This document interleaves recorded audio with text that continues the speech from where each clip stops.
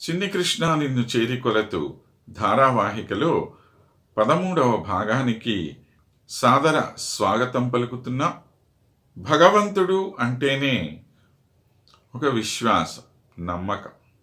ఆ నమ్మకం ఉన్నప్పుడే మనకి ఆయన యొక్క సామర్థ్యం మీద ఒక నిశ్చింతత ఏర్పడి ధైర్యంగా ఆనందంగా జీవితాన్ని గడపగలుగుతాం.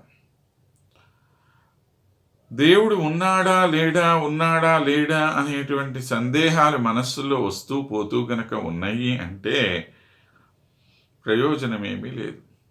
సంశయాత్మ వినశ్యతి అంటాడు కృష్ణుడే.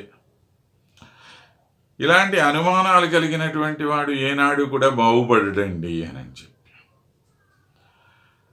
అందుకనే మనందరికీ ధైర్యం చెబుతూ ఒక మాట చెప్పాడు ఆయన. ఏమని? అనన్యాశ్చింతయంతో మాం యజనాః పర్యుపాసతే తేషాం నిత్యాభియుక్తానాం యోగక్షేమం వహామ్యహం అని అన్నాడు.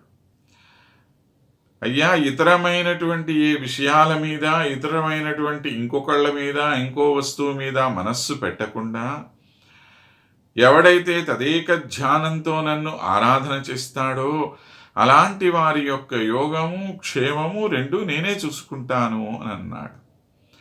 యోగము అంటే ఏమిటి? కొత్తవైనటువంటి సంపదలను తాను సృష్టించి ఇవ్వటం. క్షేమము అంటే ఏమిటి? మనకి ఉన్నటువంటి సంపదల్ని తాను కాపాడటము. ఉన్నవాటిని రక్షిస్తాడు, కొత్త వాటిని సృష్టించి మరీ ఇస్తాడు. రెండూ చేయగలిగినటువంటి సామర్థ్యం ఉన్నటువంటి వాడు ఆయన. కానీ మన ముందు ఎలా తిరుగుతున్నాడు? చిన్న పిల్లవాడిలాగా. ఇంత బుజ్జి పిల్లవాడు అసలు నిజంగా ఏమైనా చేయగలడా బాబు? తాను పైకి రావటానికి, ఆఖరికి గడప దాటడానికి కూడా కష్టపడిపోతున్నట్ట. చూశాడు సూరదాసు మహానుభావుడు. చూసి, ఏమయ్యా కృష్ణ, గడప దాటడం నీకు కష్టమా? చిన్న పిల్లవాడు కదండి, పిల్లవాడు గడప దాటితే గారెలు ఇస్తామని చెప్పేది సామెత చెప్తుంటారు.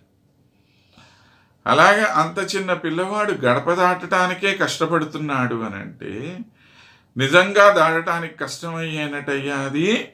జహిబల హిరణ్యకశిపు తను ఫాడయు భయే భగత హిత కృపానిధానే జహిబల జాంబవంత మదమేటియో జోహి ధ్రువ వినతి సునికాన్ సూరదాస అబుధామ దేహరి చెడిన సకత హరి ఖరేయి అచాన్ అన్నాడు.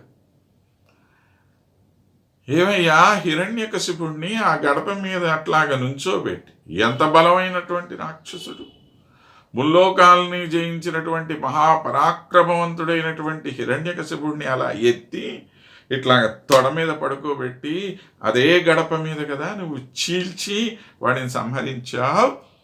అంత బలాన్ని చూపించినటువంటి వాడివి నువ్వు. జాంబవంతుడి లాంటి మహాపరాక్రమవంతుడితో పోరాడి ఆయన కుమార్తెని, ఆ మణిని, శమంతకమణిని రెండిటినీ కూడా తీసుకొని వచ్చినటువంటి మహాబలి అయినటువంటి వాడివి నువ్వు. అలాంటి నువ్వు గడప దాటలేకపోవడం ఏమిటయ్యా? నిజమేనా ఇదంతా కూడాను?